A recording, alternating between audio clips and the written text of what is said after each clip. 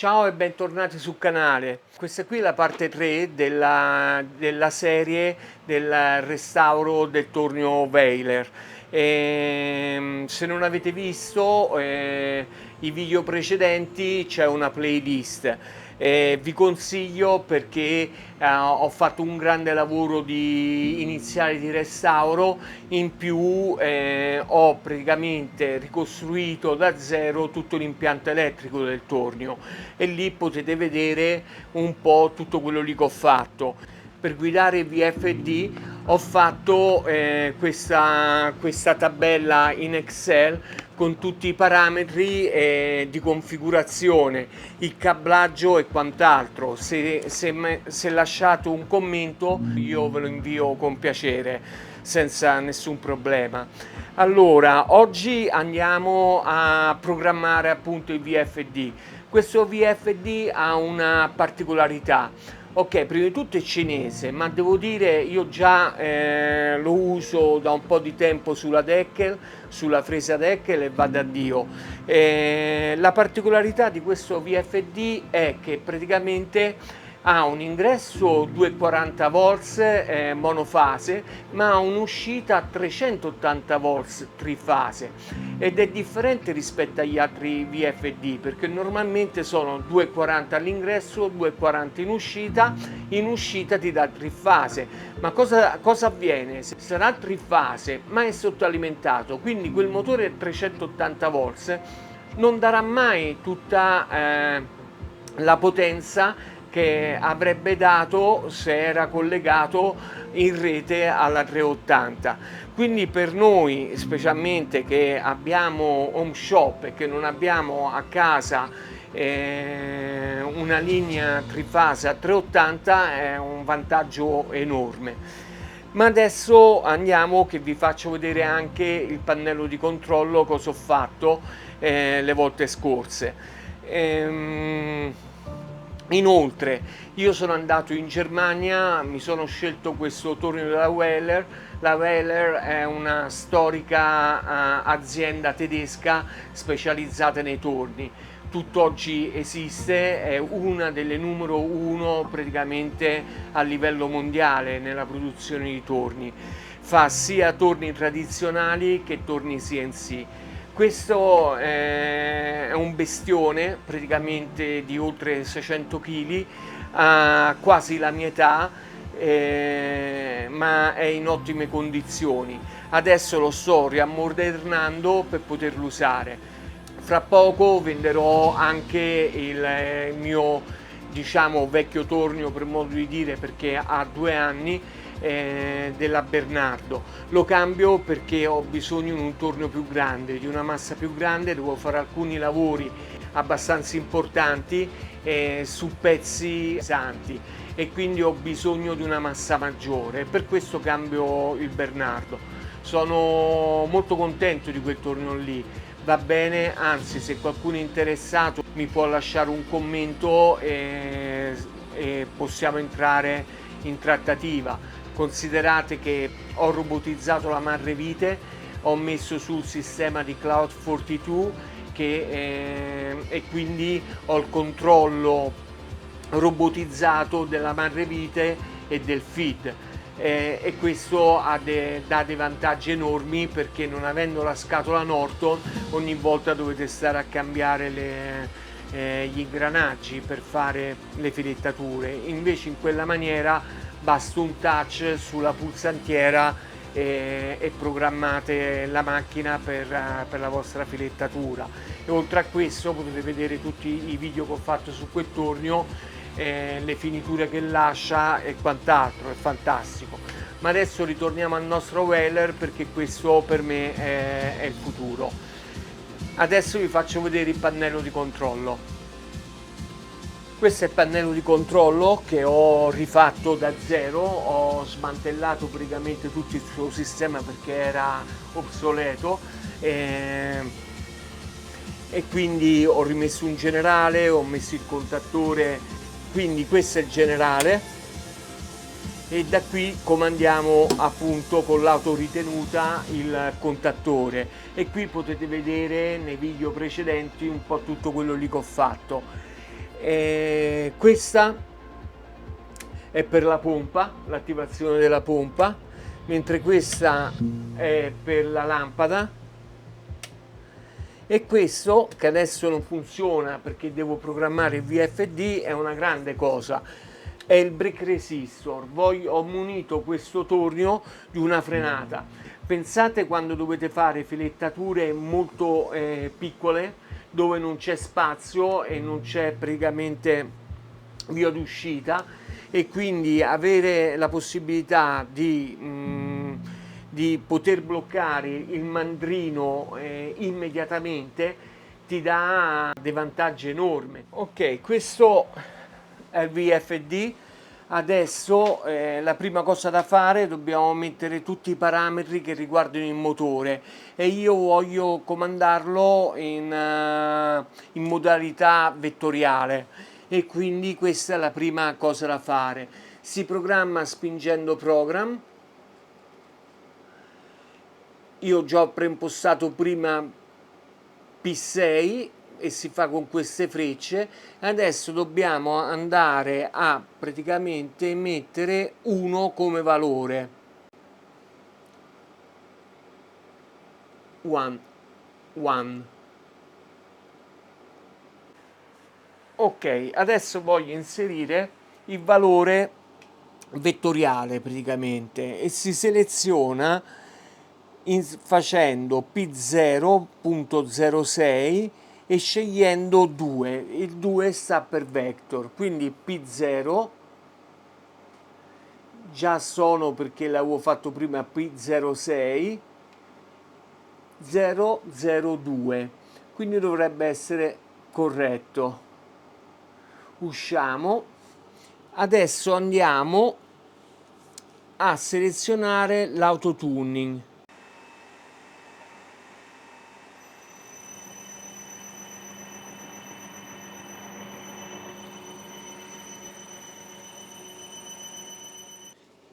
Ok, ho sistemato i parametri del motore, come la tensione nominale che è sul P1.02, la corrente nominale che è su P103, e questi sono tutti i dati che prendiamo sulla targhetta del motore.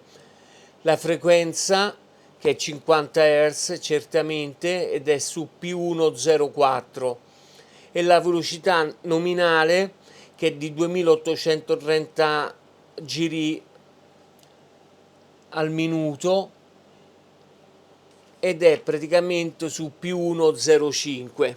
In questo momento ho anche cambiato, non è più comandato dalla pulsantiera del VFD, ma è controllato dal pannello di controllo del tornio, e ho già impostato Run Forward avanti, che è su P4, e la funzione da mettere è l'1. Vi faccio vedere che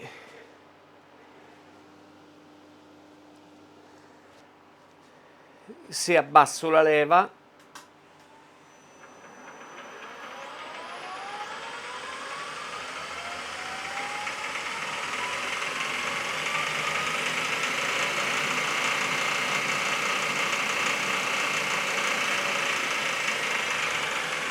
ecco qua che gira in modalità forward. P4 00 per il reverse, e la funzione è la 2. 2. Ok, adesso dovrebbe girare in forward e lo proviamo subito. Let's go to try.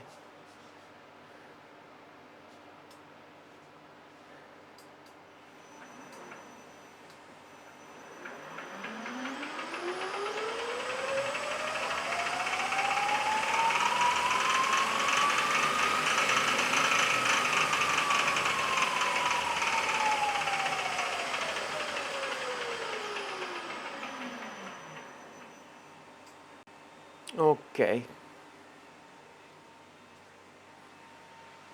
praticamente ho sbagliato perché P400 è su marcia avanti ed è sull'1. Il reverse è su P4.01 e la posizione 02. P401 e la posizione 02. Perfetto. Andiamo, controlliamo. Perfetto. Reverse. È andata in reverse e forward.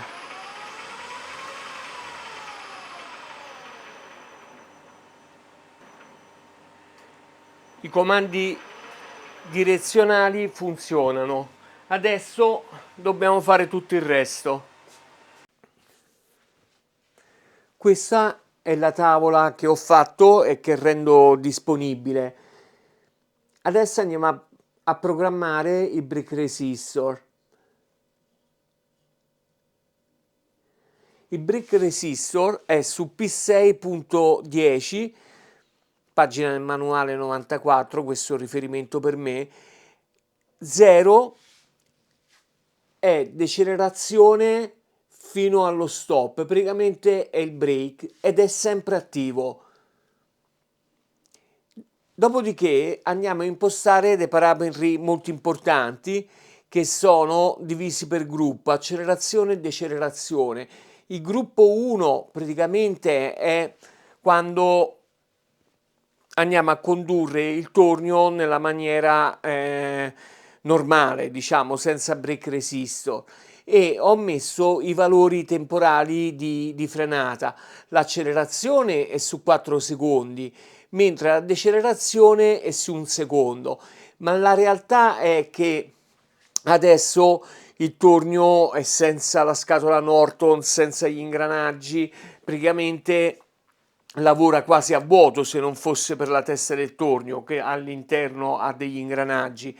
Quindi possiamo regolare questa qui soltanto quando il tornio è in load, quando il tornio è in carico con il mandrino e tutti i cambi al loro posto. Poi c'è il gruppo 2, che è gruppo sempre di accelerazione e decelerazione, quando il selettore è in posizione 0. Quando è in posizione 0 il mandrino si formerà grazie alla sua inerzia naturale, praticamente senza nessun freno, mentre in posizione 1 attiviamo il brake resistor. Quindi quando andiamo a fermarci scatta il freno. Come abbiamo visto adesso ho messo 1. Questi che vi sto dando sono valori molto importanti in realtà perché è il funzionamento del brake resistor. Il gruppo 3 è quello che governa il freno e questa è l'impostazione. P8.05 è l'accelerazione, P0.06 è la frenata, la decelerazione, e come vedete qui ho impostato 10 e 10 per tutti e due i valori. Cambia la scala, non è più 1 secondo ma 10. E qui su P019 potete impostare appunto la scala. E dopodiché abbiamo il LED di controllo che ci diranno se stiamo andando in forward o in reverse e quant'altro. Adesso andiamo e mi vanno a impostare questi valori. Il dato molto importante sono questi due, anzi sono questi tre, sulla riga 21, 22 e 23. Diesel to stop, frenatura forzata. È sull'uscita digitare X3 del VFD e si programma con P402. Il valore da impostare è 7, ma non è solo questo, perché dobbiamo impostare anche questi valori qua, che sono i valori di rampa del gruppo 3, come ho detto. Accelerazione P805, il valore 10, decelerazione P806 e il valore è sempre 10. Poi abbiamo cost to stop. Il cost to stop è governato dall'uscita digitale X4 e il programma è il P4.3, il valore è 17. E questo frena con l'inerzia praticamente naturale del tornio. I parametri della rampa sono del gruppo 2 e l'accelerazione si programma con P803 valore 100 e la decelerazione P804 valore 100. Impostando questi valori così ampi, praticamente diamo la possibilità al tornio di poter frenare naturalmente. Francamente vi ho voluto evitare l'operatività proprio sul VFD di programmazione, che sarebbe stata una ripetizione abbastanza pure noiosa. Già avete visto come praticamente si impostano all'interno del VFD i parametri. Dovete adesso soltanto seguire queste indicazioni che ho dato. Alla fine del video farò uno screenshot della pagina con tutti i parametri. Se volete invece il file potete scrivere un commento e io ve lo giro come ho promesso prima. Dai, andiamo a vedere un attimino adesso l'operatività in macchina. Adesso il selettore è su 0, quindi quando vado a schiacciare praticamente la leva, adesso non c'è fisicamente qui perché l'apron è smontato, il grembiule del tornio non c'è, quindi la governo direttamente attraverso i micro switch che sono al di sotto del letto del tornio, in questa qua dentro praticamente. Adesso lo faccio girare a forward, attivo il contattore, è su 0, adesso gli do il comando forward e come vedete adesso lascio, il tornio si ferma immediatamente. Non so se ve l'ho fatto vedere prima, il potenziometro l'ho messo qui, che è molto pratico perché ce l'ho praticamente sempre a portata di mano. Adesso vado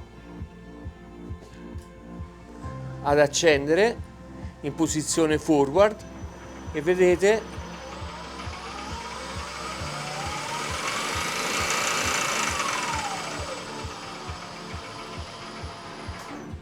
stop.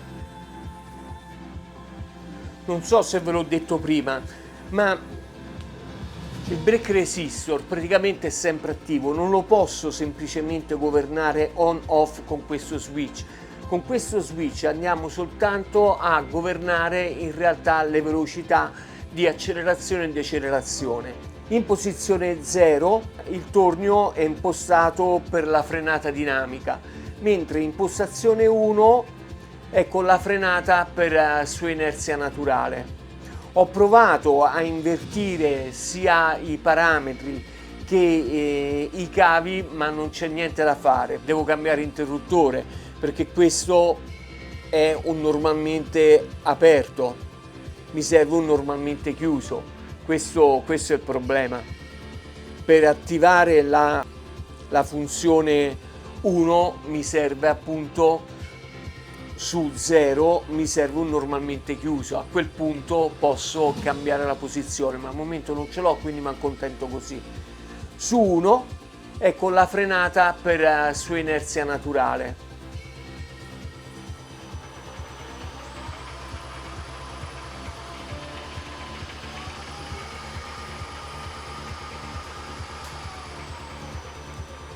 Ecco qui che praticamente si è andato a fermare naturalmente. Rimetto su 0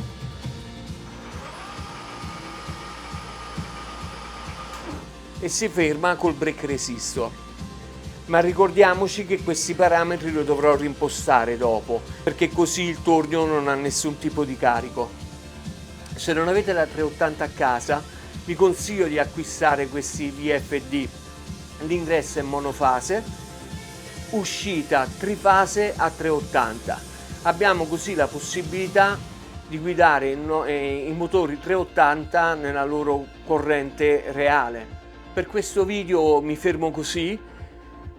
Era un video dove volevo spiegare soltanto i parametri di configurazione del VFD. Spero che vi sia piaciuto e che vi sia utile. Se vi è piaciuto il video lasciate un like e iscrivetevi al canale. Vi ringrazio, il vostro supporto è importante. I like sono importantissimi, così come i commenti, perché fanno crescere il canale. Vi ringrazio, questo è il video prima di Natale, quindi vi auguro pure buone feste a tutti. Grazie e ciao, alla prossima.